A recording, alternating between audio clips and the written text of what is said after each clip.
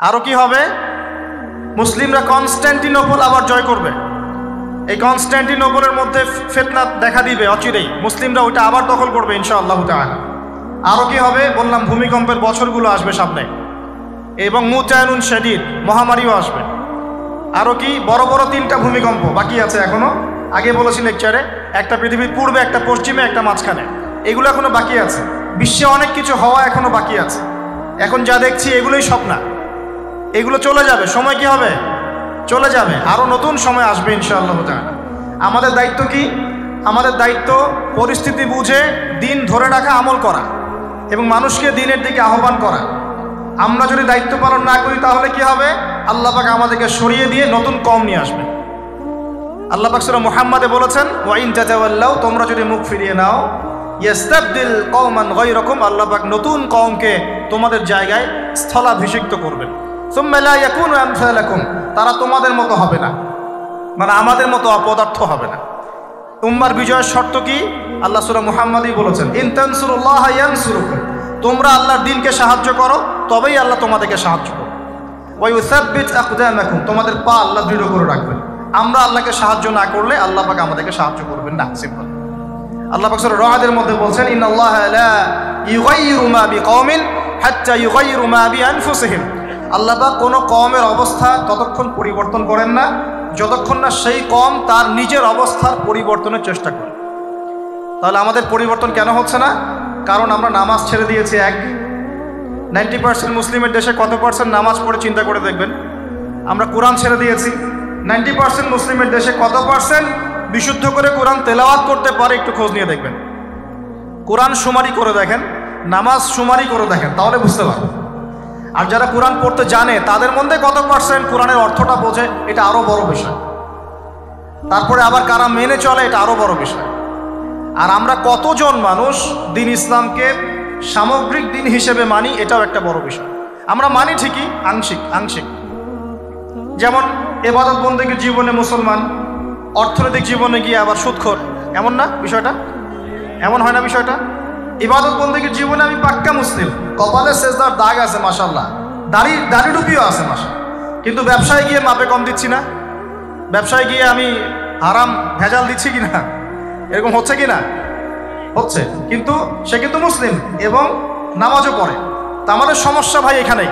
এখন এই সমস্যাটা সলভ করলে ইনশাল্লাহ সব সমস্যা সলভ হয়ে যাবে ইনশাল্লাহ। সমস্যাটা কি? আমরা ইসলামটাকে আংশিকভাবে মানি, পরিপূর্ণ জীবনে ইসলাম বাস্তবায়ন করতে পারছি না। আমি আপনি হয়তো কেউই পারছি না। ফখর করলে বলার নাই যে আমি খুব পারছি, আসলে আমিও পারছি না। কারণ এই যুগে এটা পারাটা খুব ডিফিকাল্ট। এই যুগে পারাটা কি? খুবই কঠিন। কিন্তু এটাই তো এই যুগের চ্যালেঞ্জ। নবীজি বলেছেন, তোমাদের সামনে এমন যুগ আসছে যে যুগে ঈমান ধরে রাখাটা হাতের মধ্যে আগুন ধরে রাখার মতো হবে। তবে সুসংবাদ ওই যুগে তাদের জন্যে যারা আমার সুন্নতকে আবার জীবিত করতে পারবে। যে আমার মৃত সুন্নতকে জীবিত করবে, আল্লাহ পাক তাকে 50 জন শহীদ সাহাবীর সমান নেকি দিবে ইনশাআল্লাহ। এটাই আমাদের কাজ। আল্লাহ পাক আমাদেরকে তৌফিক দান করুন। তার মানে তাকদীর লেখা হয়ে গেছে। এবার আল্লাহ রাব্বুল আলামিন কি করলেন? আল্লাহ পাক এই মহাবিশ্ব সৃষ্টি করলেন। হুয়াল্লাযী খালাকাস সামাওয়াতি ওয়াল আরদ ফি 6 আইয়াম। কয় দিনে? আল্লাহ পাক পুরো মহাবিশ্ব সৃষ্টি করলেন কয় দিনে? আমাকে বলেন তো, মহাবিশ্বকে আল্লাহ পাক ঘৃণা করে সৃষ্টি করেছেন না ভালোবেসে?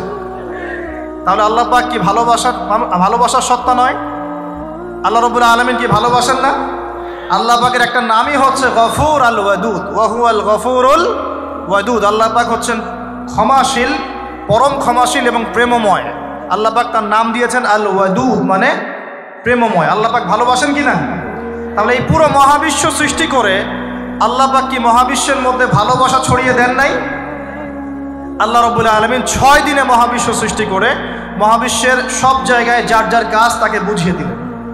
কোন গ্রহ কি কাজ করবে, কোন সৌরজগৎ কেমন করে চলবে, দুনিয়া কিভাবে ঘুরবে, সূর্য কিভাবে উঠবে, চাঁদ কিভাবে আসবে, কোন মাখলুক কি কাজ করবে, ফেরেশতাদের কাজ কি হবে, ইত্যাদি ইত্যাদি। আল্লাহ পাক সমস্ত কাজ বুঝিয়ে দিলেন। সূরা আলিফ লাম মিম সেজদা, হামিম সেজদার মধ্যে আছে, পড়ে দেখবেন। আল্লাহ পাক পুরো মহাবিশ্বের দায়িত্ব বন্টন করে দিলেন। এবার আল্লাহ রাব্বুল আলামিন কি করলেন শোনেন।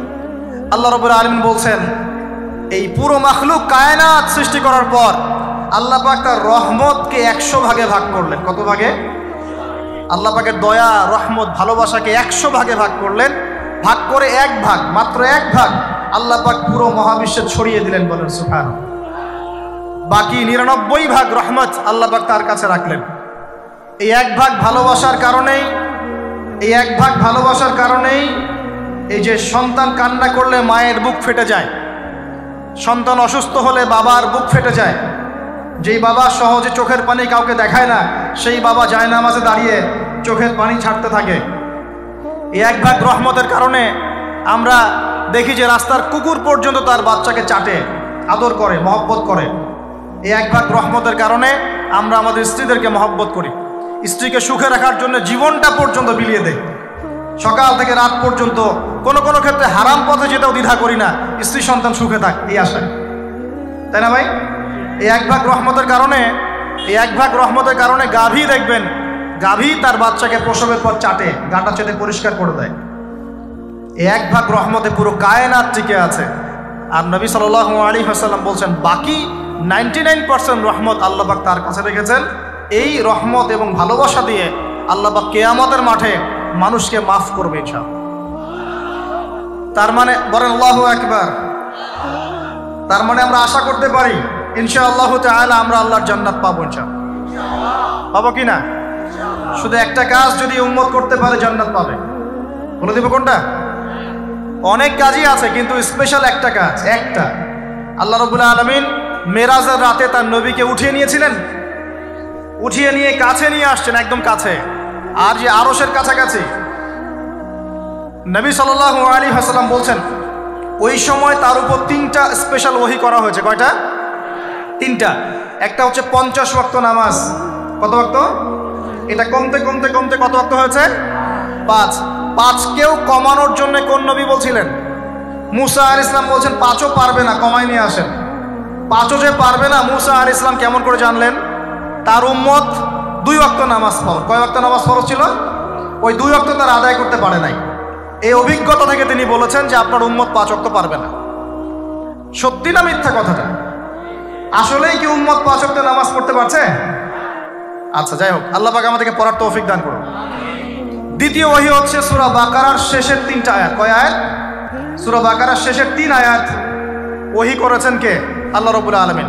কোন ব্যক্তি যদি রাতের বেলা সূরা বাকারার শেষের 3টা আয়াত পড়ে সারা রাত ইবাদত করেন নাকি পাবে ইনশাআল্লাহ। আর 3 নাম্বারটা হচ্ছে স্পেশাল, সেটা হচ্ছে আল্লাহ পাক বলেছেন, হে মুহাম্মদ সাল্লাল্লাহু আলাইহি ওয়াসাল্লাম, বলেন সাল্লাল্লাহু আলাইহি ওয়াসাল্লাম, তোমার উম্মতের